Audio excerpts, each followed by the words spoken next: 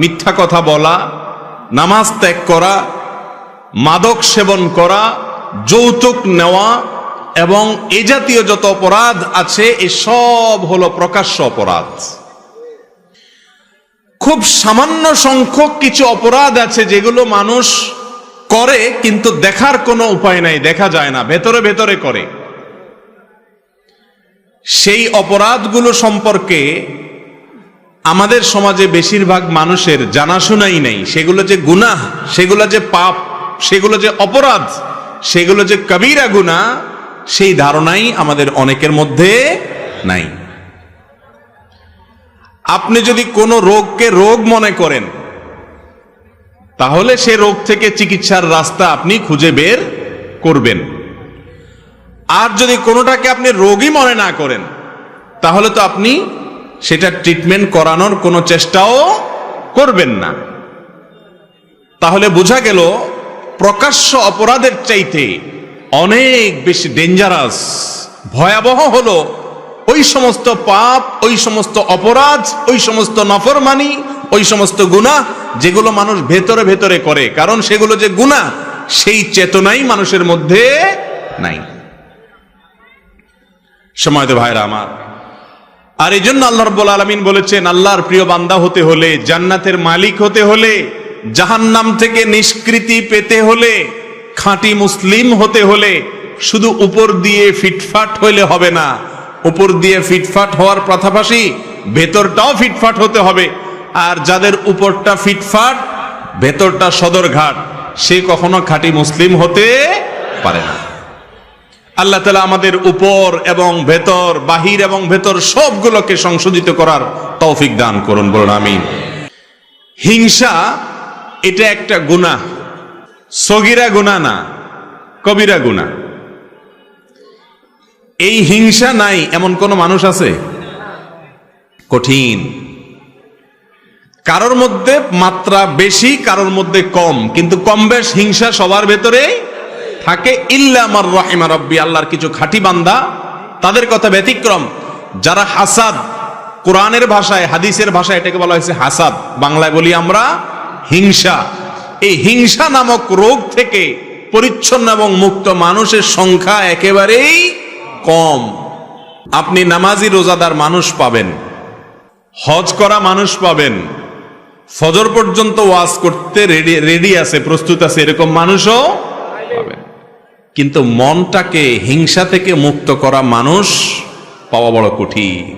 এই হিংসাটা, এটার পরিচয় হলো অন্য কারোর ভালো দেখলে নিজের ভিতরে অস্থির লাগা, অন্যের ভালো দেখলে নিজের কষ্ট লাগা, খারাপ লাগা, এটাকে বলে কি? হিংসা। এই রোগটা আমাদের মধ্যে আছে না নাই? প্রত্যেকটা মানুষ কারোর না কারোর সাথে তার একটা কম্পিটিশন থাকে, একটা প্রতিযোগিতা থাকে। আপনি যদি মনে মনে কামনা করেন তার ক্ষতিটা হোক, তাহলে এটার নাম হলো হিংসা। এই হিংসা কি সওয়াবের কাজ না গুনার কাজ? সগীরা গুনাহ না কবিরা গুনাহ? কবিরা গুনাহ। কিরকম কবিরা গুনাহ জানেন? আল্লাহু আকবার। রাসূল করিম সাল্লাল্লাহু আলাইহি ওয়াসাল্লামের বিভিন্ন হাদিস থেকে বোঝা যায় হিংসা মানুষের ভালো ভালো নেকামল গুলোকে ভেতরে ভেতরে, ক্যান্সার যেরকম ভেতরে ভেতরে মানুষকে শেষ করে দেয়, মানুষের নেকামল গুলোকে ভেতরে ভেতরে সব নষ্ট করে দেয়। আগুন যেরকম কাঠকে জ্বালিয়ে পুড়িয়ে ভস্ম করে ছাই করে ফেলে দেয়, ঠিক একই ভাবে হিংসা নামক ব্যাধি যদি কারোর অন্তরে থাকে, ভেতরে থাকে, এটা দেখা যায় না, এটা গোপন গুনাহ, তাহলে মানুষের সমস্ত নেকামলকে ভেতরে ভেতরে শেষ করে দেয়। সে আমল করে করে পাহাড় জমায়, এদিকে হিংসার কারণে তার সমস্ত আমল ছাই হয়ে যায়, বরবাদ হয়ে যায়। ভাইরা আমার, এই জন্য হিংসা নামক এই ভাইরাস থেকে নিজের বুকটাকে পরিচ্ছন্ন করার চেষ্টা করতে হবে। আল্লাহ তাআলা আমাদেরকে তৌফিক দান করুন। এখন কারোর সাথে আপনার শত্রুতা নাই এমন কোন মানুষ আছে? শত্রুতা যে অন্তরের ভেতরে রাখি আমরা, এটা তো দেখা যায় না। দেখা যায়? মুশকিল হলো উপর দিয়ে আপনি হাসতেছেন, মুস্কি হাসি দিচ্ছেন, অথচ তলে তলে আপনি তার প্রতি আপনার শত্রুতা আছে, আপনার হিংসা আছে, এই রোগটা দেখা যায় না, হিংসাটা দেখা যায় না। এই জন্য এটা বাতিনি গুনাহ, ভেতরের গুনাহ। ভেতরের গুনাহ অনেক মারাত্মক, অনেক ডেঞ্জারাস। ক্যান্সার ভেতরে হয়, বাহিরে হয় না, এই জন্য সেটা অনেক বেশি ডেঞ্জারাস। প্রিয় ভাইরা আমার, হিংসার গুনাহ, এটা থেকে নিজেকে পবিত্র করা না গেলে যত নেকামল আপনি করেন, যত ভালো কাজ আপনি করেন, যত তেলাওয়াত জিকির আপনি করেন, আল্লাহ রাব্বুল আলামিনের কাছে ওই আমলের সওয়াব পাওয়ার আশা করা বড় কঠিন। জান্নাতি মানুষ, তাদের মার্কা কি জানেন? জান্নাতি মানুষদের একটা বড় মাপের মার্কা হলো তারা নিরীহ কিসিমের হবে। একবার রাসূল করিম সাল্লাল্লাহু আলাইহি ওয়াসাল্লাম সাহাবীদেরকে বললেন, তোমরা একটু অপেক্ষা করো, একটু পরে একটা লোককে দেখতে পাবে যে লোকটা জান্নাতি। এখন জান্নাতি নবী করিম সাল্লাল্লাহু আলাইহি সাল্লাম রীতিমতো বলে দিচ্ছে নিশ্চয়তার সাথে যে একটু পরে একটা লোক আসবে এখানে, তোমরা খেয়াল করো কে আসে, যে আসবে সেই লোকটা জান্নাতি। সাহাবা একরাম যারা জান্নাতের পাগল, এই কথা শুনে তারা তো সবাই অত্যন্ত সতর্কতার সাথে অপলক দৃষ্টিতে চেয়ে আছে কে আসে। দেখা গেল একজন লোক, যে লোকটাকে দেখে তারা ব্রু কুচকাতে লাগলেন। সবাই মনে করেছেন এটা বোধহয় আবু বকর, ওমর, ওসমান, আলী, এরকম সিনিয়র কোন বড় সাহাবী, তারাও জান্নাতি সুসংবাদ প্রাপ্ত ইনশাআল্লাহ।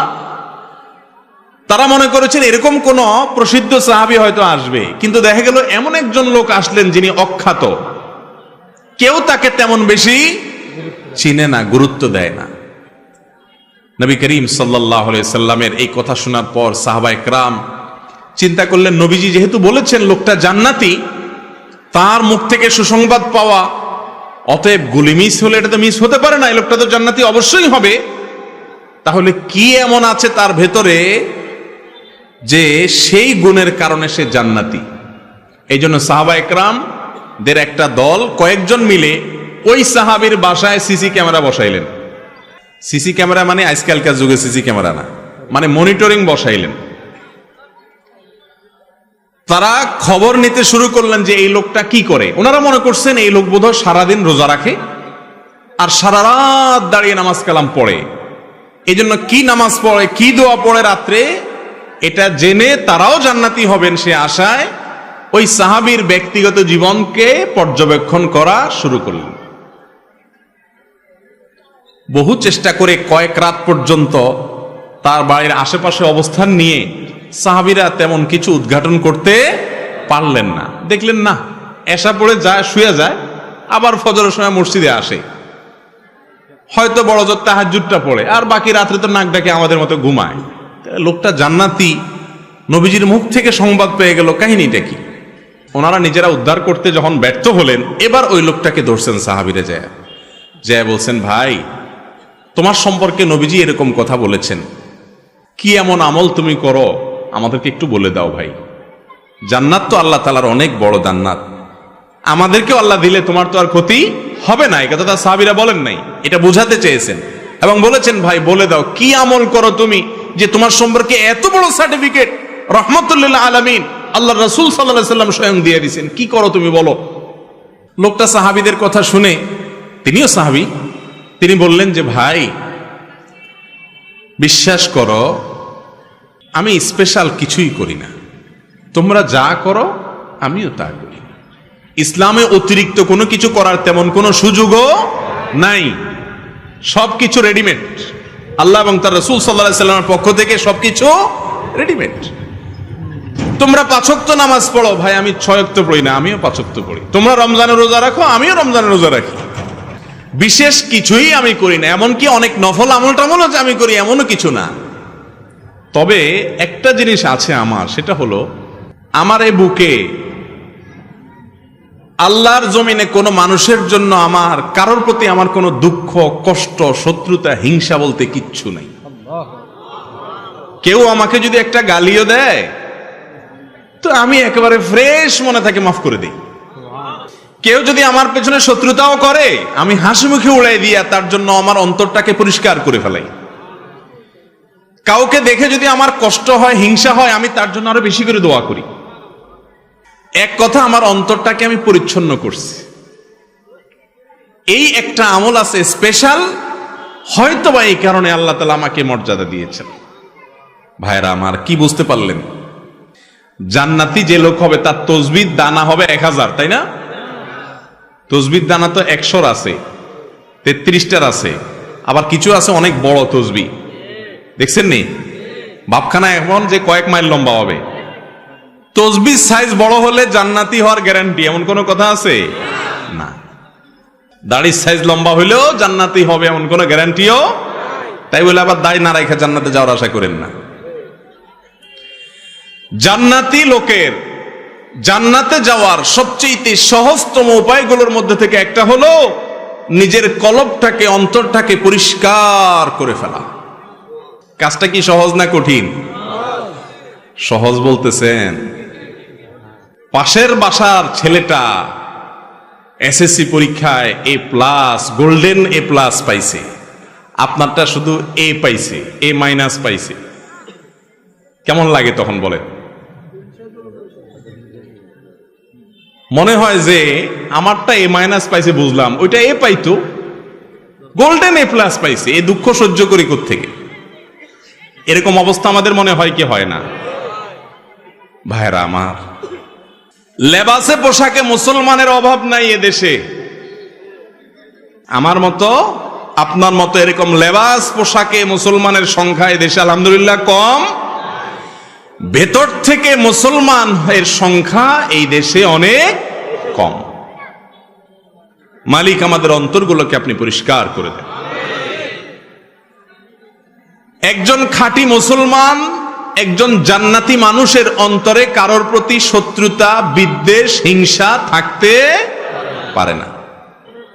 মানুষ শত্রুতা করবে, চলতি পথে বহুত লোক আপনার শত্রুতা করবে, সবাই তো ফেরেশতা না। কিন্তু আপনার কাজ হলো সবার জন্য ক্ষমার দরজাটাকে একেবারে উন্মুক্ত করে দেওয়া। ভাইরা আমার, হিংসুক যখন অন্যের ভালো দেখে হিংসা করে, তখন কি সে নিজে সুখী হয় না দুঃখী হয়? আরো কারোর ভালো দেখে যদি আপনার ভেতরে জ্বলে, গ্যাস্ট্রিকের কারণে ভেতরে জ্বললে যেরকম কষ্ট হয়, কারোর ভালো দেখলে ভেতরে জ্বললে সেই জ্বালাতেও নাকি ভালো লাগে? কষ্ট হয়। ইবলিস আপনার আমার এত জঘন্য শত্রু যে সে সব সময় আমাদের যেটাতে কষ্ট হয় সেদিকে নিয়ে যায়। এখন কথা হলো, আমাদের অন্তরে হিংসা আছে কিনা এটা বুঝবেন কিভাবে? এটা বোঝার একটা ছোট্ট মিটার আছে। মিটার দেব, মিটারটা ফ্রি, কোনো পয়সা কই লাগবে না। মিটারটা সবাই বুঝে নেন। মিটারটা হলো আপনার সাথে যাদের কম্পিটিশন আছে না, এই যে মিডিয়ার ভাইরা ক্যামেরা কতগুলো সেট করে বসে আছে, ওনাদের মধ্যে পারস্পরিক কম্পিটিশন আছে না? কার চ্যানেলে কত বেশি সাবস্ক্রাইবার হয়, কত বেশি ভিউ হয়। এখন মনে করেন এক ক্যামেরাওয়ালা ভাই দেখলো আরেক ক্যামেরাওয়ালা ভাইয়ের চ্যানেলে ভিউর পরিমাণ অনেক বাড়ছে, তখন যদি তার ভেতরে কষ্ট হয়, চিনচিন করে একটু জ্বলে বুকের ভিতরে, তাহলে বুঝতে হবে কি হচ্ছে? হিংসা হচ্ছে। ওনাদেরটা দিয়ে বুঝাইলাম, আপনারা জোরে জি বলে নিজেদেরকে পাক মনে করেন না, আমরা সবাই এই রোগের রোগী। একজনের ভালো দেখার পরে যার সাথে আপনার কম্পিটিশন হয়, প্রতিবেশীর সাথে হয়, ভাই বোনে হয়, এমনকি বন্ধু বান্ধবের মধ্যে হয়, আলেমদের মধ্যেও আর একটু বেশি হয়। ঠিক না বে ঠিক? ভালো দেখতে পারে না।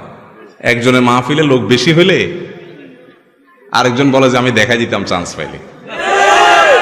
এই সমস্ত রোগ আমাদের মধ্যে আছে না নাই? আল্লাহু আকবার। ভাইরা আমার, এই হিংসা এত ডেঞ্জারাস ইবাদত, এত ডেঞ্জারাস অপরাধ, গুনাহ, যে এটা দেখা যায় না। ইয়া বড় দাড়ি, লম্বা রুমাল, বিশাল বড় পাগড়ি, লম্বা জুব্বা, সবই ঠিক আছে, কিন্তু ভিতরে ভিতরে হিংসার ডিব্বা। হতে পারে কি পারে না বলেন?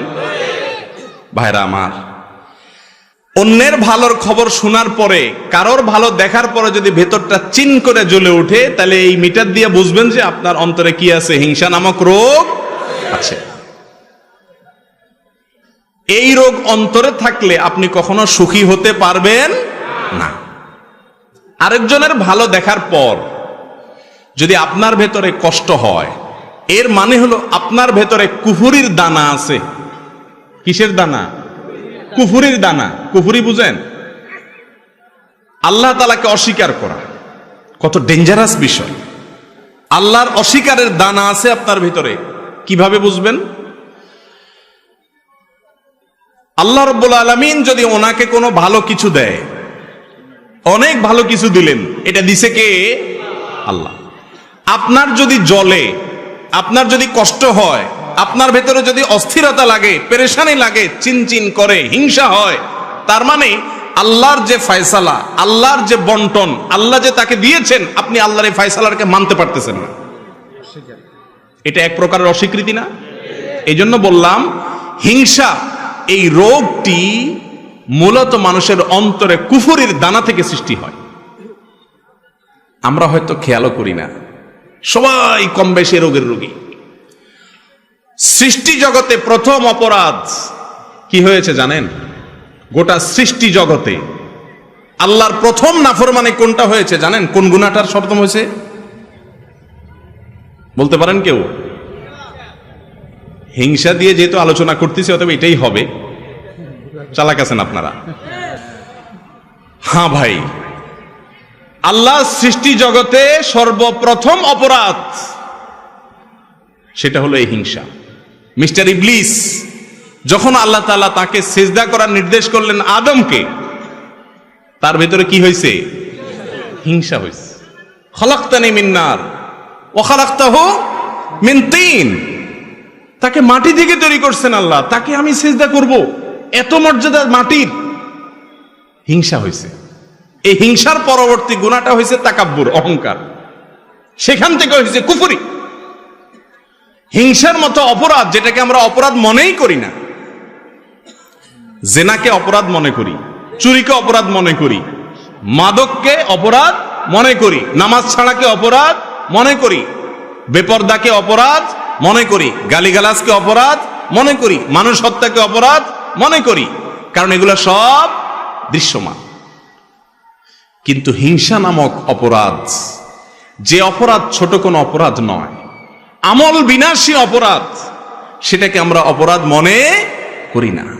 ভাইরা আমার, আজ থেকে আপনার বুকে নিজে হাত দিয়ে চিন্তা করবেন, কল্পনা করবেন, ভাববেন কারোর ভালো দেখলে আপনার জ্বলে কিনা। পারবেন না ইনশাআল্লাহ? যে যদি দেখেন যে হ্যাঁ কারোর ভালো দেখলে আপনার ভেতরে জ্বলে, তাহলে বুঝতে হবে আপনার ভেতরে হিংসা আছে। এটাকে নোট করে ফেলবেন। নোট করার পর প্রতিজ্ঞা করবেন যে এই হিংসা আমি দূর করব। দূর করা ভেরি ইজি। রোগ ধরাটা হলো মূল। আপনি যদি ধরতে পারেন যে আপনার অন্তরে অমুকের প্রতি হিংসা আছে, ওনার প্রতি হিংসা আছে, এটা যদি আপনি ধরতে পারেন, তাহলে ইনশাআল্লাহ ট্রিটমেন্ট ভেরি ইজি। আমি ট্রিটমেন্ট বলতেছি একেবারে সহজ, কিন্তু আগে আপনাকে খুঁজে বের করতে হবে কার প্রতি আমার হিংসা হয়। খুঁজে বের করার পর দ্বিতীয় কাজ হলো চিন্তা করবেন, আমি যদি হিংসা করি তাহলে কেমন যেন আমি আল্লাহর ফয়সালাকে অস্বীকার করলাম। ঠিক না? ঠিক বলেন। আল্লাহ তাআলা পাশের বাসার আমার প্রতিবেশীর ছেলেকে মেয়েকে ভালো রেজাল্ট দিয়েছেন, এই দানটা তো আল্লাহর, তো আমার আল্লাহ দিয়েছেন, আমার যদি কষ্ট লাগে তার মানে আল্লাহর বন্টনটাকে আমি মানলাম না। ডেঞ্জারাস ব্যাপার, কুফরি। এটা মানুষকে আস্তে আস্তে ওই ইবলিসকে যেরকম কাফের বানিয়ে দিয়েছে, আস্তে আস্তে মানুষকে কুফরি পর্যন্ত নিয়ে যায়। এই কথার যখন চিন্তা করবেন, তখন ইনশাআল্লাহ নিজের ভেতরে হিংসা দূর হওয়ার প্রাথমিক পদক্ষেপ চলে আসবে, যে এটা তো আল্লাহর বন্টন, আমি হিংসা করে কি লাভ হবে? হিংসুক হিংসা করে পৃথিবীর কারোর কোনো ক্ষতি করতে পারে না। বরং আপনি কি করবেন? ওই মালিকের সাথে কথা বলা শুরু করবেন। বলবেন, মালিক তুমি তাকে দিয়েছ, তোমার ভান্ডারে তো কোনো কমতি নাই, তাকে দিয়েছ, তার জন্য আমার কোনো কষ্ট নাই, আরো দাও, কিন্তু আমাকেও দাও সাথে মালিক। ব্যাস, এটার নাম হলো গিবতা, বাংলা বলে ঈর্ষা। এটা খারাপ না, এটা জায়েজ আছে। কারোর ভালো দেখছেন, দেখার পরে বললেন যে আল্লাহ তাকে আপনি দিয়েছেন, এটা নিয়ে আমার আপত্তি নেই মালিক, আপনি সিদ্ধান্ত নিয়েছেন দেওয়ার, অতএব নিশ্চয়ই এর ভেতরে কল্যাণ আছে, আপনার ফয়সালার প্রতি আমার কোনো অভিযোগ নাই মালিক, তাকে দিয়েছেন আরো দেন, আমাকেও দেন। হলো কি ঈর্ষা। এই ঈর্ষাটা হিংসার মতো নিন্দনীয় বা খারাপ না। যদি আপনার মনের ভেতরে কারোর প্রতি হিংসা হয়, আল্লাহর কসম করে বলতেছি, পরীক্ষা করে দেখেন, নিজের ভেতরে অ্যাপ্লাই করে দেখেন, প্রয়োগ করে দেখেন। যদি আপনি হিংসার রোগ ধরতে পারেন যে অমুকের উন্নতিতে আমার ভেতরে জ্বালা পড়া শুরু হয়েছে, এরপরে আল্লাহর সাথে যদি কথা বলেন, আল্লাহ ওনাকে দিয়েছেন ভালো কথা, আমি আপনার নাখান্দা গোলাম, আমার হয়তো উপযুক্ততা নাই, তার হয়তো কোনো গোপন ভালো আমলের কারণে তাকে দিয়েছেন, আল্লাহ আমাকেও দেন। এভাবে যদি আল্লাহর সাথে কথা বলেন, দেখবেন যে হিংসা অর্ধেক মন থেকে এমনি দূর হয়ে গেছে। এরপরে দ্বিতীয় যে কাজটা করবেন তা হলো, তারপরেও যদি দেখেন না চিনচিন করে জলে জলে, এবার অ্যান্টিবায়োটিক দিবেন। অ্যান্টিবায়োটিক কি জানেন? অ্যান্টিবায়োটিক হলো নিজের প্রতি নিজের সংগ্রাম। এবার এটাকে বলে আত্মসংগ্রাম। নিজের বিরুদ্ধে নিজে যুদ্ধ করতে হবে। এখন এবার আপনাকে অ্যান্টিবায়োটিকে যেতে হবে, অপারেশনও বলতে পারে। সেটা হলো এবার নিজের নফসকে বলবেন, নফস আমার আল্লাহ তাকে দিয়েছে, তোমার কাছে কষ্ট লাগে, তুমি হিংসুক, ছোট লোক, অতএব এটার শাস্তি হলো তুমি আল্লাহর কাছে মনে না চাইলে হুদামিসা দোয়া করো, এমনি দোয়া করো, আত্মলি বলো, আল্লাহ ওনাকে যা দিয়েছেন আল্লাহ ওনাকে আরো দেন, আরো দেন। আল্লাহ আল্লাহ আপনার শুকর, আপনি তাকে দিয়েছেন, তার ছেলেকে এ প্লাস দিয়েছেন, আল্লাহ আরো দেন। আল্লাহ ওনার ব্যবসায় অল্প দিনে এত লাভ করছে, আল্লাহ ডবল করে দেন। মনে চাবে না, কিন্তু মনের বিরুদ্ধে মুখে আল্লাহর কাছে কি করবেন? এটা বললে আপনার ভেতরকার যে প্রবৃত্তি, আত্মা, নফস, এই নফস রুসওয়া হবে, বেইজ্জত হবে, লাঞ্ছিত হবে, এবং ইনশাআল্লাহ হিংসা থেকে সে আস্তে আস্তে সরে আসবে।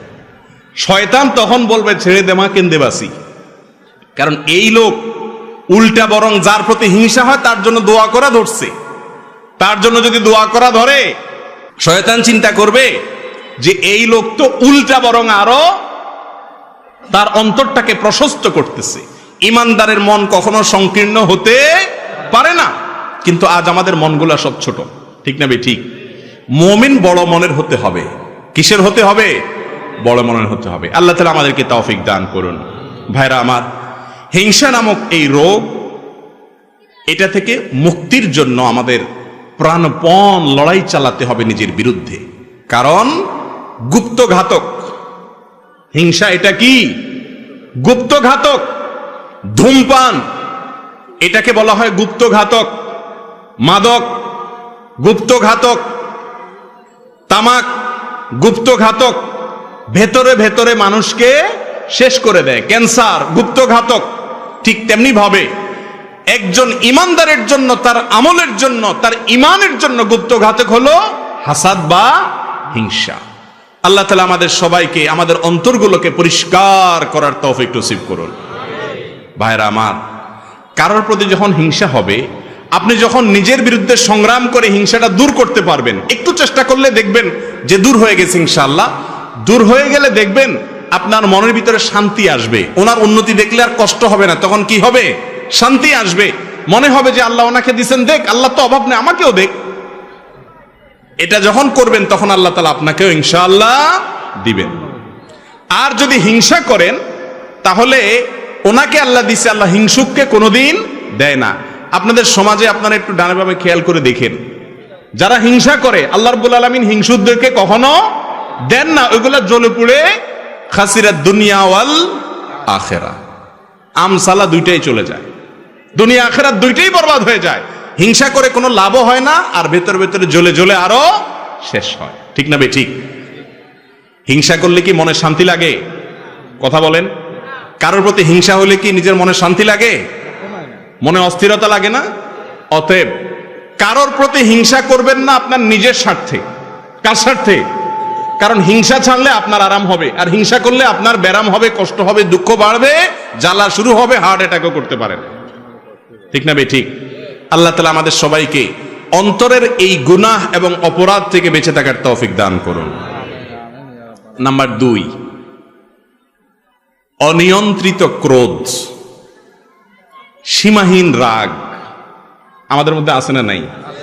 বদমেজাজি, এগুলোকে আমরা গুনাহ মনে করি না, কিন্তু বরং অনেক সময় এগুলোকে আমরা খুব গর্ব করে বলি। আরে উল্টাপাল্টা দেখলে আমার চান্দি গরম হয়ে যায়, বলে না? ফুটানি মেরা রোগী রোগ ধরতেই পারে নাই, উল্টা বরং রোগ নিয়ে গর্ব করতেছে, এর নাম হলো মূর্খ। বদমেজাজ, হটমেজাজ, কথায় কথায় রাগ নিয়ন্ত্রণের বাইরে চলে যায়, আবার গর্ব করে ফুটানি মেরে বলে কি, আমি উল্টাপাল্টা কিছু দেখলে আমার মাথা ঠিক থাকে না, আমি একদম সহ্য করতে পারি না। এই টাইপের কথা যারা বেশি বলে, এদের দেখে নিজের অপকর্মগুলো খুব ঠান্ডা মাথায় সে সহ্য করে যায়, আরেকজনেরটা দেখলে তার চান্দি কি হয়ে যায়, গরম হয়ে যায়। রোগী, এর নাম হলো কি, রোগী। নামাজ পড়ে, রোজা রাখে, দাড়ি টুপি আছে, জুব্বা পাগড়ি আছে, পাঞ্জাবি আছে, সবকিছু আছে, কিন্তু তার চরিত্র হলো সে বদমেজাজ, এ কখনো ভালো মুসলমান হতে। এটাও একটা রোগ, এটাও একটা রোগ। এই রোগটা ভেতরে থাকে, কিন্তু এটা সিমটম বাহির হয়ে যায়। রাগ হইলে প্রকাশ হয় না, প্রকাশ হয় বাহিরে, কিন্তু রোগের ঠিকানা কোথায়? ভেতরে, অন্তরে, বাতিনি গুনাহ। আল্লাহ রাব্বুল আলামিন কোরআনে কারীমে বলেছেন, ওয়াল কাযিমিনাল গায়যা ওয়াল আফিনা আনিন নাস ওয়াল্লাহু ইউহিব্বুল মুহসিনিন। যারা নিজেদের ক্রোধ, রাগ, গোসাকে যারা হজম করতে পারে, কন্ট্রোল করতে পারে, নিয়ন্ত্রণ করতে পারে, এবং মানুষ ভুল ত্রুটি করলে যেখানে সেখানে চেতে যায় না, রাগ হয়ে যায় না, ক্ষমা করতে জানে মানুষকে, আল্লাহু ইউহিব্বুল মুহসিনিন। আর যারা মানুষের প্রতি অনুগ্রহ করে, আল্লাহ তাআলা তাদেরকে, এই লোকগুলোকে আল্লাহ তাআলা ভালোবাসেন। তাহলে আল্লাহর প্রিয় পাত্র হতে হলে বদমেজাজ ছাড়তে হবে, বদমেজাজ ছাড়তে হবে। আমরা সাধারণত মনে করি যারা খুব রাগী হয় এরা বোধহয় খুব বাহাদুর কিসিমের, তাই না? খুব মারাত্মক রাগ উঠলে একেবারে লাল হয়ে যায়, সব এলোমেলো করে ফেলা। আমরা মনে করি যে লোকটা বোধহয় বাহাদুর কিসিমের। আপনারা আমাদের প্রিয় নবী সাল্লাল্লাহু আলাইহি সাল্লামের মূল্যায়ন শুনলে হেসে দিবেন, হুবহু উল্টা। সাহাবীরা একবার কোথাও দেখলেন যে দুজন কুস্তি লাগছে, একজন খুব পলোয়ান কিসিমের, সে বারবার তার প্রতিপক্ষকে একেবারে চিৎপটাং করে কাজ করে ফেলে দিচ্ছে, তার সাথে পারে উঠতেছে না কোনোভাবে। তখন সাহাবীরা বলেছে, মাশাআল্লাহ, শাদীদ, খুব শক্তিশালী লোকটা। নবী করিম সাল্লাল্লাহু আলাইহি সাল্লাম তখন সাহাবীদেরকে বলেছেন যে, আরে না, তোমরা এই লোকটাকে খুব শক্তিশালী মনে করছো, আসো আমি দেখাই এর চেয়ে শক্তিশালী লোককে। তখন নবী সাল্লাল্লাহু আলাইহি সাল্লাম বলেছেন, আলা আদুল্লুকুম মান হুয়া আশাদ্দু মিনহু, এই লোকের চাইতে আরো শক্তিশালী মানুষের কথা বলবো না তোমাদেরকে আমি, দেখবা? সাহাবী রাসূল অবশ্যই দেখান কে সেই লোক যে এর চাইতে বড় ফলোয়ার আছে আমাদের এই মদিনা শহরে, কে সে? তখন নবী করিম সাল্লাল্লাহু আলাইহি সাল্লাম বলেছেন, রাজুলুন যালামাহু রাজুলুন, এক ব্যক্তি, তার প্রতি কেউ জুলুম করেছে। রিকশাওয়ালা আপনার গায়ের উপরে রিকশাটা লাগাই দিছে অসতর্ক হয়ে, একজন সাধারণ মানুষ আপনার পাও দিয়া পায়ের উপরে পাড়া দিস, আপনাকে কষ্ট দিছে, জুলুম করছে। আপনি চাইলে কষায়ানি একটা দিয়ে দাঁতগুলা সব ফালে দিতে পারেন, এই ক্ষমতা আপনার আছে। কিন্তু ফাকাজা মাগাইজাহ, চান্দি গরম হয়ে গেছে, এরপরেও সে ওই মালিক দেখছেন, সব মালিক সব দেখছেন, সেই কথা মাথায় রেখে ঢোক গিলার মতো করে রাগটাকে গিলে ফেলে দিয়েছে, দিয়ে মুস্কি হেসে দিয়েছে, ওই লোকটাকে মাফ করে দিয়েছে।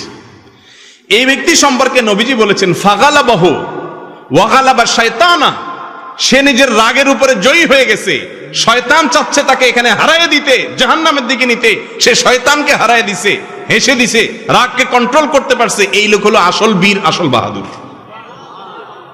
ভাইরা আমার, আমাদের দেশে এই টাইপের মানুষ হলে আমরা তারে কি সার্টিফিকেট দিতাম? নবীজি বলছেন সবচেয়ে বড় বীর সে, আমরা হলে বলতাম সবচাইতে বড় বেদা, দেত্রা, ঠিক না? এটাতে একটা আস্তারা বেদলা মানুষ, বোকা শোকা মানুষ, বেকুব নাকি রে? আরে এত বড় একটা জুলুম করলো, কি একটা রিকশাওয়ালা এত বড় একটা অন্যায় করলো, বেটা চায় চায় চলে গেল, এটা পুরুষ নাকি রে? আমরা এরকম না দেখি? দেখেন নবী করিম সাল্লাল্লাহু আলাইহি সাল্লামের দেখার দৃষ্টিভঙ্গি আর আমাদের দৃষ্টিভঙ্গির মধ্যে পার্থক্য কত বেশি। রোগী তো ধরতে পারতেছি না আমরা। ভাইরা আমার, যার তার সাথে রাগ জাহির করতে ফেলা, এটা সবাই পারে, এটা পারার জন্য কোনো যোগ্যতার প্রয়োজন, কিন্তু রাগকে কন্ট্রোল করার জন্য যোগ্যতার প্রয়োজন হয়। কন্ট্রোল করা সবাই পারে না। পাতলা পায়খানার বেগ আসছে, ধরে রাখতে পারে না, এ কি সুস্থ না রোগী? কথা বলেন। রোগী, আমরা বলি ডায়রিয়ার রোগী, তাই না? আর বাথরুমের বেগ আসছে, এরপরে অদীর্ঘ সময় ধরে রাখতে পারছে, আমরা বলি সুস্থ মানুষ। ঠিক না ঠিক? আউট অফ কন্ট্রোল হয়ে গেছে, ডাইরেক্ট হয়ে গেছে, কোনোভাবে ধরে রাখতে পারে না, এটা হলো অসুস্থ ব্যক্তি। রাগ আসলে চান্দি গরম হয়ে যায়, ভাঙচুর শুরু করে, এলোমেলো করে ফেলে সব, মাথা গরম হয়ে যায়, হট মেজাজ হয়ে যায়। তার মানে এই ডায়রিয়ার রোগীর মতো রোগী কন্ট্রোল করতে পারে না, এটার স্ক্রু ঢিলা। স্ক্রু কি? আপনারা মনে করেন স্ক্রু বেশি টাইট, ওইটা একটু বেশি ঢিলা। স্ক্রু ঢিলা দেখেই সে হট হয়ে যায়। কথা বুঝেন নাই? বদমেজাজ যে তার স্ক্রু টাইট না ঢিলা? বিশ্বাস হয় না আপনাদের? কারণ স্ক্রুটা যদি টাইট থাকতো তাহলে তার কন্ট্রোলিং পাওয়ার থাকতো, সাথে সাথে ব্রেক দিতে পারতো, যেখানে সেখানে রাগ দেখাইতো না। ভাইরা আমার, এই রোগটা আজকাল অনেক বেশি। বড়রা তো বড়রা, ছোট বাচ্চা কাচ্চা, 3 বছরের 4 বছরের বাচ্চা কাচ্চা যেগুলো আছে, সব অভিভাবকদের একটাই কথা, মারাত্মক রাগী। ঠিক না ঠিক? বাপ মা আবার এমন স্টাইলে বলে, মনে হয় যে খুব গর্বিত। ঠিক না? বলে যে মারাত্মক রাগী ছেলেটা, ডেঞ্জারাস রাগী। ও ছেলে যে রোগী এটা সে নিজেও টের পাচ্ছে না। ঠিক না ঠিক বলেন? ছোট ছোট বাচ্চাদেরকেও দেখবেন, গত 10-20 বছর আগেও, মুরব্বীরা বলতে পারবেন, 10-20 বছর আগেও পোলাপান এত হট মেজাজি ছিল না। এখন আরে বাপরে বাপ, চান্দি চুন্দি সব গরম। ঠিক না ঠিক? কোনো ঠান্ডা মানুষ টানুষ নেই। চুলের তো নুন ব্যাস করলে ভাঙচুর শুরু করে দেয়। হ্যাঁ, তার সিনারিও দেখার জন্য সবাই অস্থির হয়ে যায়। ঠিক না ঠিক? এর অবশ্য অন্য কারণ আছে। এর কারণ কি জানেননি? ওইটা আরেক রোগ। এটা হলো মোবাইলে গেমস পোলাপানকে দিতে দিতে, গেমসে কি দেখে? গেমসে যা দেখে সব হলো কি? মারামারি, কাটাকাটি। সামনে আসছে ঠুস ঠুস মারো। ঠিক না ঠিক? ওই সাপের গেম যেটা খেলান, একই কথা, খাই ফেলা। সামনে যারা আছে তারা খাই ফেলা। এই যে গোটা সমাজে হানাহানি, খুনাখুনি, মারামারি, খাই খাই, ধর ধর, মার মার, কেন আসছে? এগুলোর অনেক কারণের ভিতরে একটা ছোটখাটো কারণ এটাও, যে আমাদের এই গেমসের ফিতনা আমাদের বাচ্চাগুলোকে ক্রেজি করে দিচ্ছে, এদেরকে উগ্র করে দিচ্ছে, বদমেজাজ করে দিচ্ছে, কোনো কিছু মানতে রাজি না, সামনে যা পাবে ধর্মার খা। বুঝেন নাই কথা? আল্লাহ তাআলা আমাদের সবাইকে সুস্থ মানসিকতা অর্জন করার তৌফিক নসিব করুন। বলছিলাম ক্রোধের কথা, ছোট বাচ্চারাও এখন বদমেজাজি। ভাইরা আমার, রাগ খারাপ জিনিস না। রাগ মূলত খারাপ জিনিস। রাগকে নিয়ন্ত্রণ করতে না পারা, এটা হলো খারাপ জিনিস। এই জন্য আল্লাহ রাব্বুল আলামিনের ভাষা দেখবেন, ওলামায়ে কেরাম মজা পাবেন, জানেন, ওয়াল কাযিমিনাল গায়জ।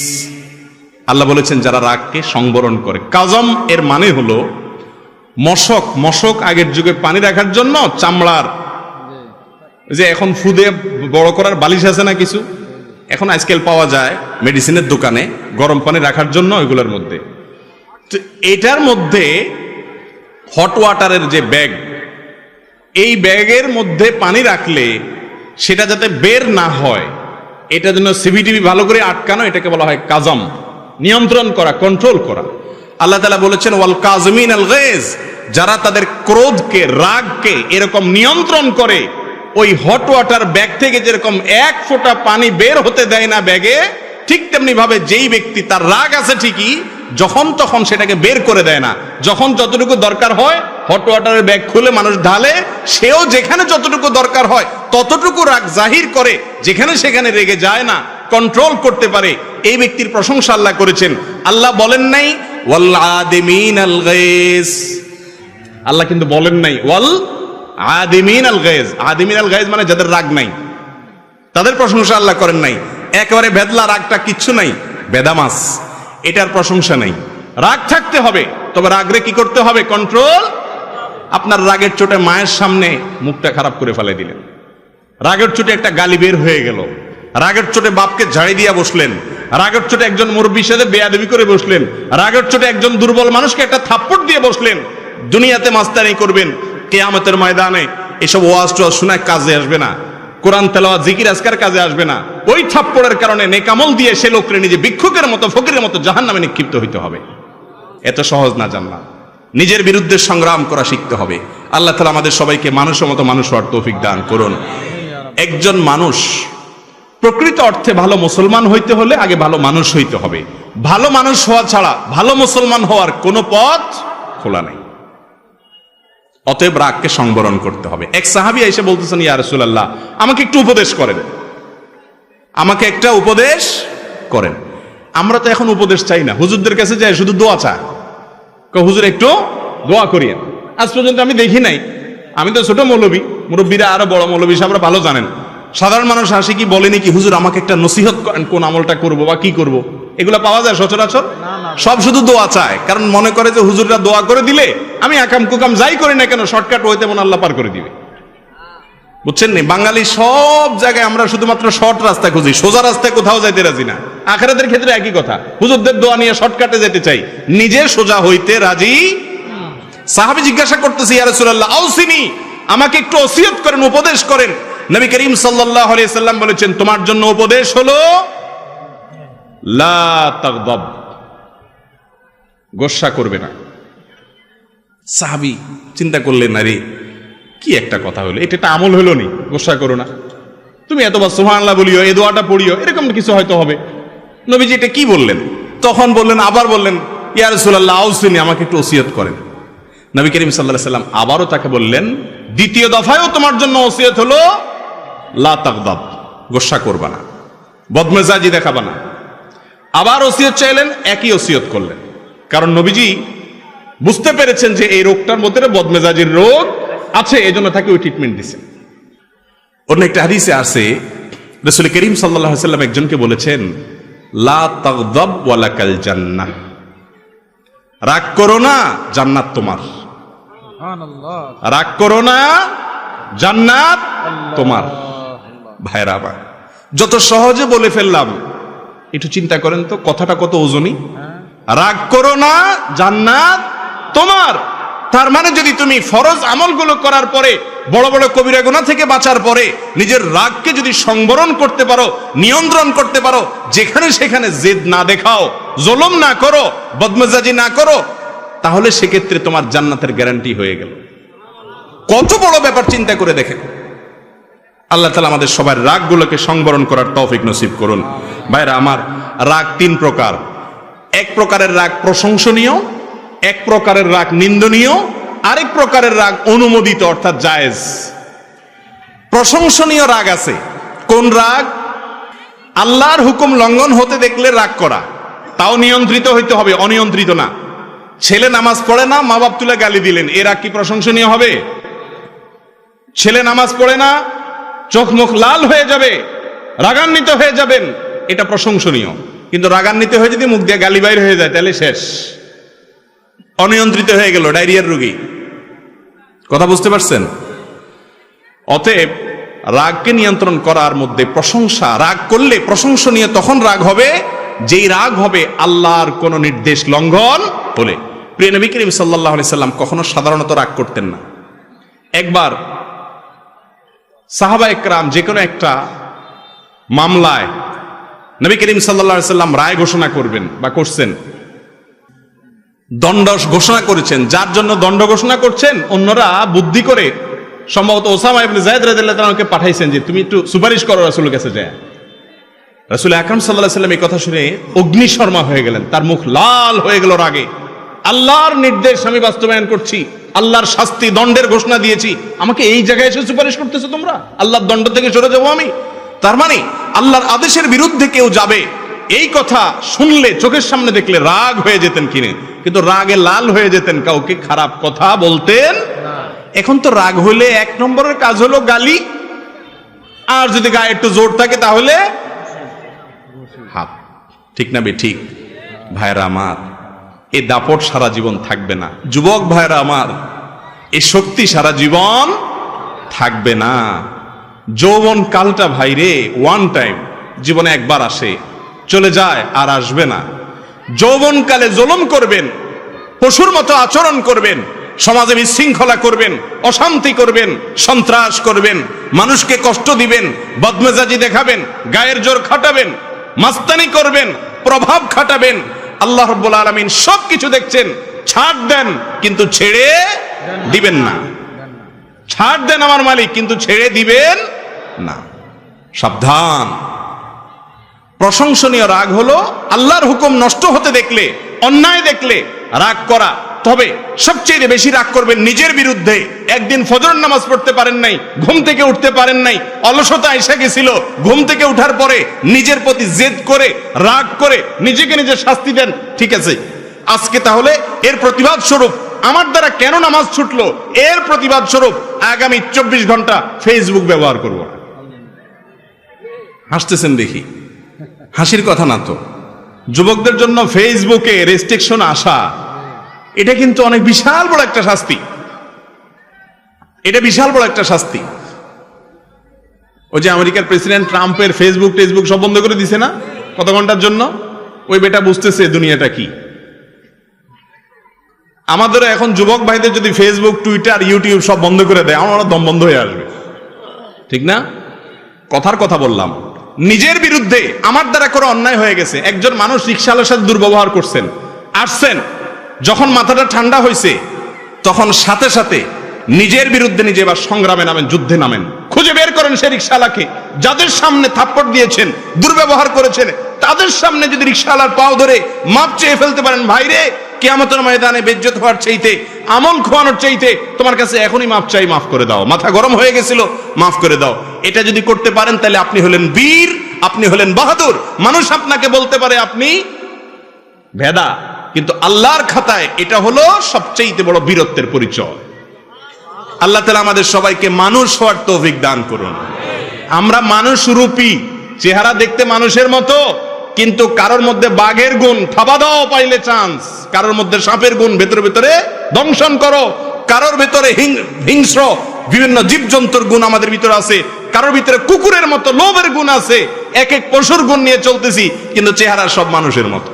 ঠিক না বে ঠিক? আল্লাহ তাআলা আমাদের ভিতরে মনুষ্যত্ব যেন আছে, এটা ভেতরে আসার জিনিস, সেই তৌফিক আল্লাহ তাআলা আমাদেরকে দান করুন। ভাইরা আমার, তাহলে রাগ প্রশংসনীয় হবে। নিজের বিরুদ্ধে রাগ করেন, অন্যের বিরুদ্ধে রাগ করবেন, নিয়ন্ত্রিত রাগ। যদি আল্লাহর কোনো বিধান লঙ্ঘন হয়, অন্যায় কোনো কিছু দেখেন, অসামাজিক কাজ দেখেন, চান্দি গরম হবে, কিন্তু গরম হয়ে উল্টাপাল্টা কিছু করবেন না, কন্ট্রোলে রাখবেন। এই রাগ ইনশাআল্লাহ প্রশংসনীয়, এর কারণে আল্লাহর কাছে সওয়াব পাবেন। আরেক প্রকারের রাগ আছে নিন্দনীয়। সেটা কোনটা? গোষ্ঠীর জন্য রাগ, দলের জন্য রাগ, ব্যক্তিগত কারণে রাগ, দুনিয়ার কারণে, মোহের কারণে রাগ। আছে না নাই?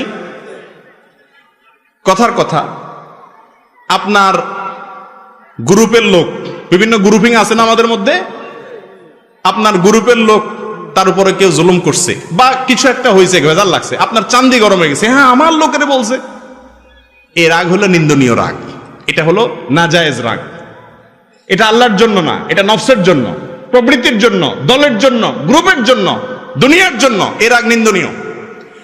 নিন্দনীয় রাগের তালিকার মধ্যে যে রাগ অনিয়ন্ত্রিত, যে রাগে কোনো নিয়ন্ত্রণ নাই, চাঁদনি গরম হয়ে গেছে, আউট অফ কন্ট্রোল হয়ে গেছে, মাথা ঠান্ডা হওয়ার পরে বুঝলেন হ্যাঁ হ্যাঁ সর্বনাশ।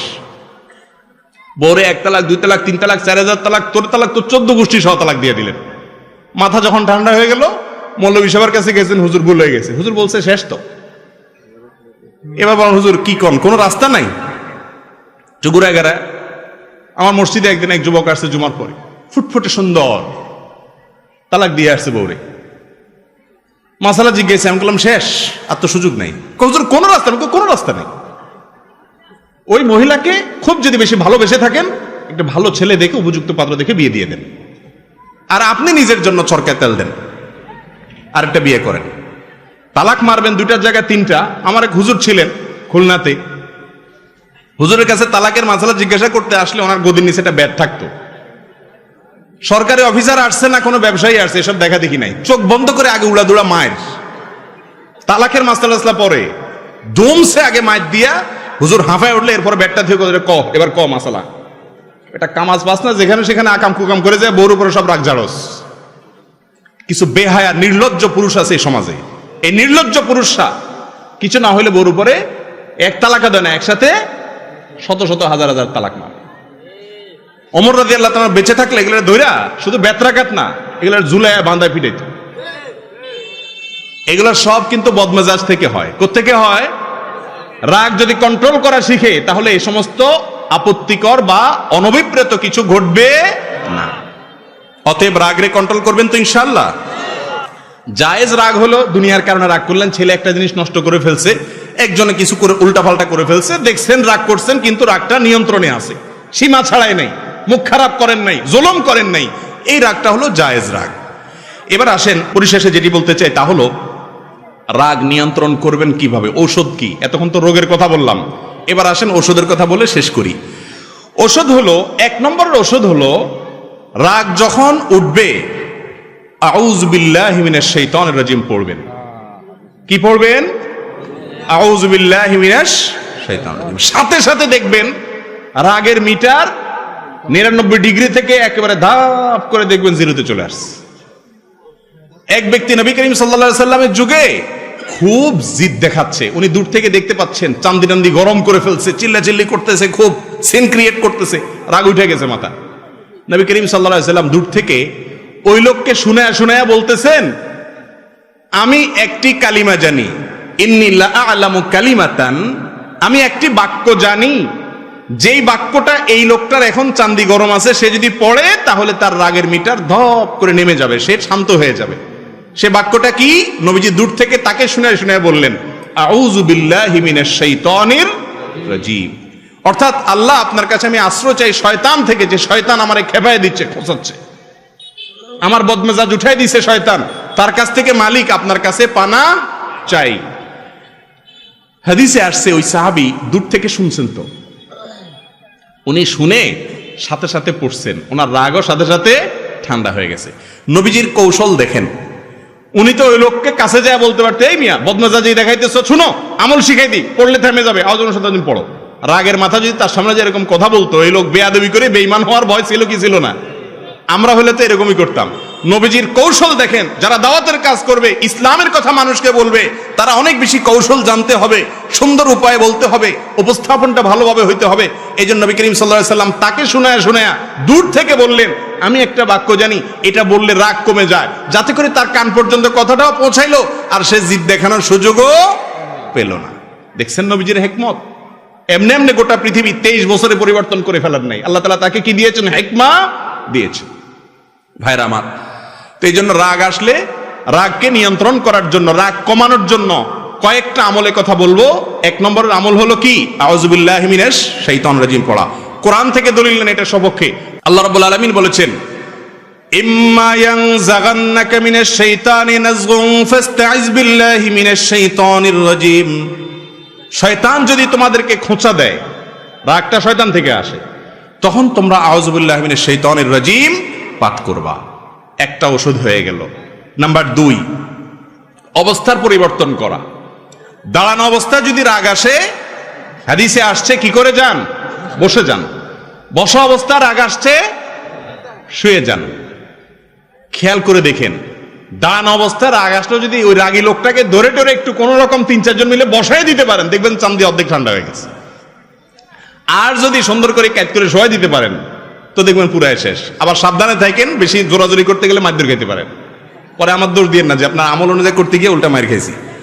তবে এটা যারটা সে করার নিয়ম, আরেকজন না। খুব রাগ উঠছে, বুঝতেই পারতেছেন যে এখন একটা অঘটন ঘটে যাবে, সাথে সাথে অবস্থার পরিবর্তন করেন, বসে যান অথবা বসা থাকলে শুয়ে যান। 2টা আমল গেল। 3 নম্বর আমল হলো যথাসম্ভব রাগ যেন কন্ট্রোলের বাইরে না যায়, সেজন্য ঝগড়া অ্যাভয়েড করা। ঝগড়া, আমাদের বাঙালি জাতির মধ্যে কিছু পছন্দনীয় কাজ আছে, কিছু কুকাজ আছে যেগুলোর প্রতি আমাদের অনেক বেশি দুর্বলতা, আমরা অনেক বেশি ভালোবাসি বাঙালি। সেটার ভিতরে একটা হলো ঝগড়া। অযথা আজাইরা ঝগড়া, দুইজনে ঝগড়া লাগছে, ওখানে তৃতীয় জন ঝগড়া লাগে। বাসে উঠছে, 2 সিট আলা ঝগড়া লাগছে, ওখানে দেখবেন আরো 4 জন আজাইরা লেগে গেছে। ঠিক না ঠিক? এই ঝগড়া থেকে যতটা দূরে রাখতে পারবেন তত বেশি আপনার রাগ কন্ট্রোল করা যাবে। একটা হাদিস শুনেন, নবী করিম সাল্লাল্লাহু আলাইহি সাল্লাম বলেছেন, আনা যাঈমুন বিবাইতিন ফি ওয়াসতিল জান্নাতি লিমান তারাকাল মিরা ওয়া ইন কানা মুহিক্কান। যে ব্যক্তি হকের উপরে আছে, সে জানে আমি সত্যের উপরে আছি, ওই লোকটা আমার প্রতি জুলুম করতেছে, তারপরেও কথা যেন না বাড়ে, কথা যেন না বাড়ে, পরিস্থিতি যাতে অবনতি না হয়, সেজন্য সে মুখে কুলুপ দিয়ে নিজেকে কন্ট্রোল করে বসায় রাখলো। ঠিক আছে ভাই, তোরটাই ঠিক আছে, মেনে নিল, ঝগড়া অ্যাভয়েড করলো, মামলায় গেল না, ভেজালে গেল না। এই ব্যক্তি সম্পর্কে নবীজি বলেছেন, এই ধৈর্য ধারণ করার কারণে আল্লাহ রাব্বুল আলামিন তার জন্য জান্নাতের মাঝখানে, নবী করিম সাল্লাল্লাহু আলাইহি সাল্লাম বলেছেন, আমি আল্লাহর কাছ থেকে তার জন্য জান্নাতের সেন্টার পয়েন্টে একটি প্রাসাদের দায়িত্ব নিলাম। সুবহানাল্লাহ। তাহলে জান্নাতের গ্যারান্টি তো হলো জান্নাতের একেবারে সেন্টার পয়েন্টে মাঝখানে একটা প্রাসাদের দায়িত্ব নিলেন আল্লাহর পক্ষ থেকে স্বয়ং নবী করিম সাল্লাল্লাহু আলাইহি সাল্লাম। এখন আমাদের সমাজে যদি মামলা 2-4টা করতে পারে, উল্টে ফেলাতে পারে রাগের চোটে, তাহলে বলে বাপের বেটা। ঠিক না? ওইটা আসলে মায়ের বেটা। বাপের বেটা কোনটা? বাপের বেটা যে সবকিছু করতে পারে, তারপরেও তাকায়া মাটির দিকে চেয়ে চলে আসছে আল্লাহর জন্য। এ হলো আসল বাপের বেটা, আসল বীর পুরুষ। তাহলে রাগকে নিয়ন্ত্রণ করার জন্য ঝগড়া অ্যাভয়েড করা, ঝগড়া এটাকে অ্যাভয়েড করা, যথাসম্ভব ঝগড়া এড়িয়ে চলা, গন্ডগোল এড়িয়ে চলা। ঠিক আছে বাবা, নিজের ন্যায়ের উপরে থাকিও ছেড়ে দেওয়া, এই ছাড় দেওয়ার মানসিকতা যদি থাকে, এই ব্যক্তি হলো আসল মুসলমান, ভালো মুসলমান। আমি আজকে যে কথাগুলো বলতেছি এগুলো শুকনা শুকনা কথা, ভালো লাগার কথা না। সুবহানাল্লাহ আলহামদুলিল্লাহ ফজিলত বলতেছি না, কারণ সুবহানাল্লাহ আলহামদুলিল্লাহ বলা এটা অনেক সহজ। কিন্তু কারোর সাথে ঝগড়া লাগছে, বাবা তোরটাই ঠিক আছে, আমি গেলাম, থাক, মাপ চাই, নিজে সাইড কেটে চলে যাওয়া, এটা কিন্তু সুবহানাল্লাহ বলার মতো সহজ কাজ না। কোরআন খতম করা সোজা, এই কাজটা অনেক কঠিন। আল্লাহ আমাদের তৌফিক দান করুন। 4 নম্বর আমল হলো ওযু করা। 4 নম্বর আমল কি রে ভাই? ওযু করা। নবী করিম সাল্লাল্লাহু আলাইহি সাল্লাম বলেছেন, ইন্নামাল গাযাবু মিনান নারি ওয়াশ শাইতান। রাগ এটা আগুন থেকে আসে। রাগ উঠলে দেখবেন শরীর গরম হয়ে যায়, হট হয়ে যায় না? বেশি রাগ উঠলে দেখবেন যে শরীরে হাত দিলে মনে হয় যে টেম্পারেচার অনেক বেশি, মনে হয় জ্বর আসছে। আসলে জ্বর আসে নাই, এটা আগুন থেকে আসে শরীরের মধ্যে। নবী করিম সাল্লাল্লাহু আলাইহি সাল্লাম বলেছেন, মানুষের ভিতরে জেদ, রাগ, এটা আগুন থেকে আসে, শয়তান থেকে আসে। আর আগুন এবং শয়তানকে নেভানোর জন্য পানি ব্যবহার করতে হয়, অর্থাৎ ওযু করতে হয়।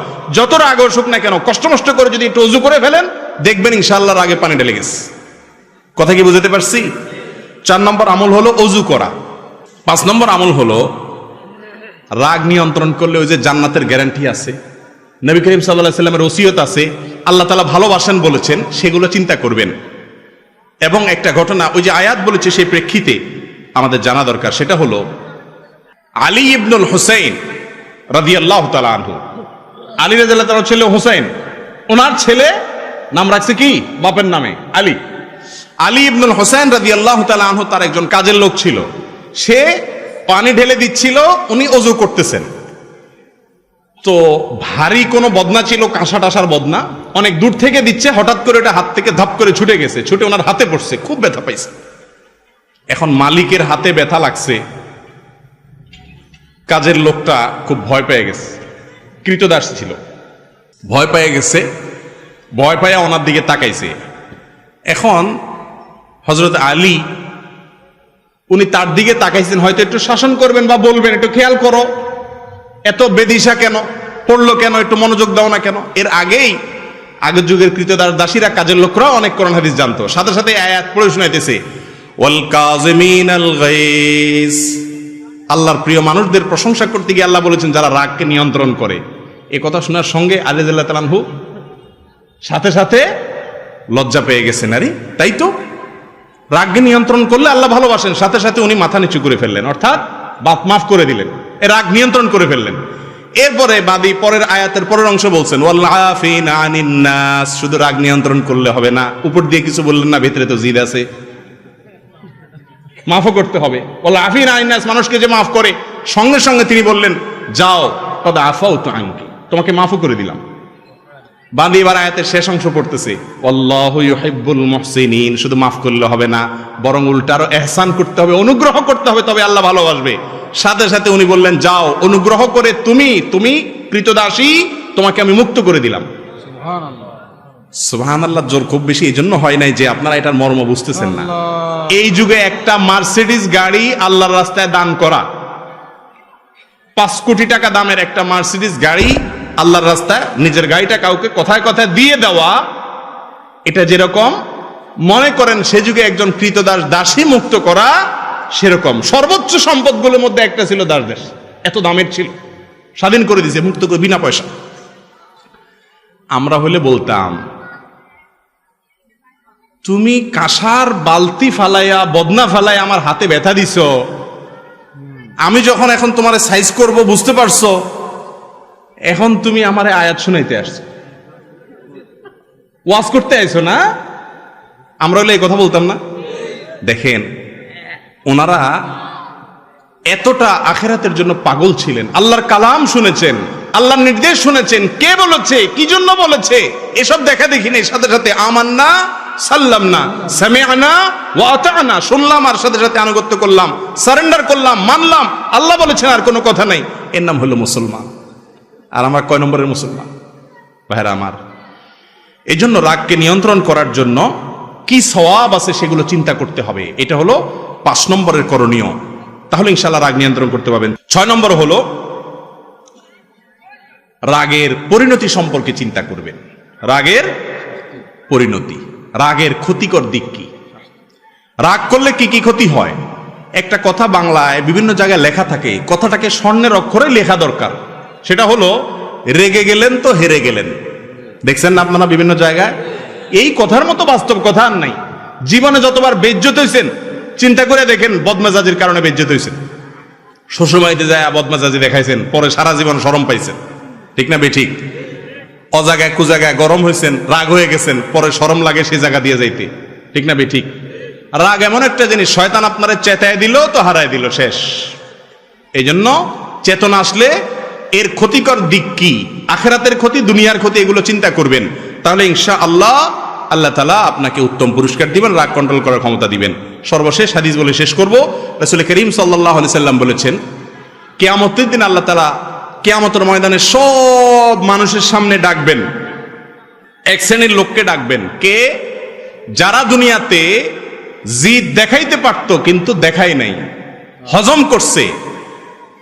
ইউদআ কাযিমাল গাইজ আলা রুউসিল খালাইক ইয়াউমাল কিয়ামা, ও কামা ক্বালা আলাইহিস সালাতু ওয়াস সালাম। কিয়ামতের দিন সমস্ত মানুষের সামনে রাগ নিয়ন্ত্রণকারী মানুষদেরকে ডাকা হবে। যারা নিজেদের রাগকে বিভিন্ন সময় নিয়ন্ত্রণ করতে পারছো, বীরত্ব দেখাইতে পারছো, আসো। আল্লাহ তাআলা নিজের হাতে তাদেরকে বিশেষভাবে পুরস্কৃত করবেন। আল্লাহ উঠাবেন, সবার সামনে দেখাবেন, প্রদর্শন করাবেন, এই সেই লোক দুনিয়াতে জিদ দেখাইতে পারতো, দেখাই নাই, তার প্রশংসা হবে। আল্লাহ তাআলা আমাকে, আপনাকে, আমাদের সবাইকে আমাদের রাগগুলোকে সংবরণ করার, কন্ট্রোল করার, নিয়ন্ত্রণ করার তৌফিক দান করুন। ছোট বাচ্চারা যদি রাগ করে, এই আমলগুলো তো তাদেরকে বলতে পারবেন না, তাহলে কি করবেন? একটা পলিসি, একটা আমল শিখেন, রুকিয়া, একটা ঝাড়ফুঁক শিখেন। পানি, খাবার যাই দিবেন বদমেজাজ বাচ্চাদেরকে, আউযু বিল্লাহি মিনাশ শাইতানির রাজিম 7 বার পড়ে ফু দিবেন, দিয়ে খাওয়াইবেন, পারলে ছিটাবেন। ইনশাআল্লাহ দেখবেন ওর বদমেজাজি আস্তে আস্তে কমবে। এছাড়া আরো কিছু পলিসি আছে। রাগ হলে সাথে সাথে তার কাঙ্ক্ষিত জিনিসটা দিয়ে দেন, এটা ভুল। কোনো বাচ্চা সে যখন দেখে চেতলেই তো পাওয়া যায়, তখন তার চেতনটা নিয়মিত হইতে থাকে। তাকে বুঝতে দিতে হবে যে চান্দু, চেতলেই সব সময় তোমাকে দেওয়া হবে না, ঠান্ডা হও, মাপ চাও, লাইনে আসো, তারপরে পাবা। এভাবে এক্সারসাইজ করলে আস্তে আস্তে ইনশাআল্লাহ রাগ সংবরণ সেও করবে। আল্লাহ রাব্বুল আলামিন আমাদেরকে, আমাদের পরিবারকে, আমাদের সমাজকে শান্তিপূর্ণ সমাজ হিসেবে গড়ে তোলার তৌফিক দান করুন। আমরা যেন ভেতরকার অপরাধ, পাপ, বাতিনি গুনাহ, এগুলো একটা একটা করে ছেড়ে আমাদের ভেতরটাকে পরিষ্কার করে খাঁটি মুসলমান যেন হতে পারে, সেই তৌফিক দান করুন। ভেতরের গুনাহের সিরিয়াল অনেক বেশি, 2টা গুনার কথা শুধু আজকে বললাম। আল্লাহ তাআলা তৌফিক দিলে অন্য কোনো সময় অন্য গুনাহগুলো নিয়ে কথা বলবো। হাদা ওয়া সাল্লি ওয়া সাল্লিমু আলা নবিয়িনা মুহাম্মদ ওয়া জাযাকুমুল্লাহু খায়রা।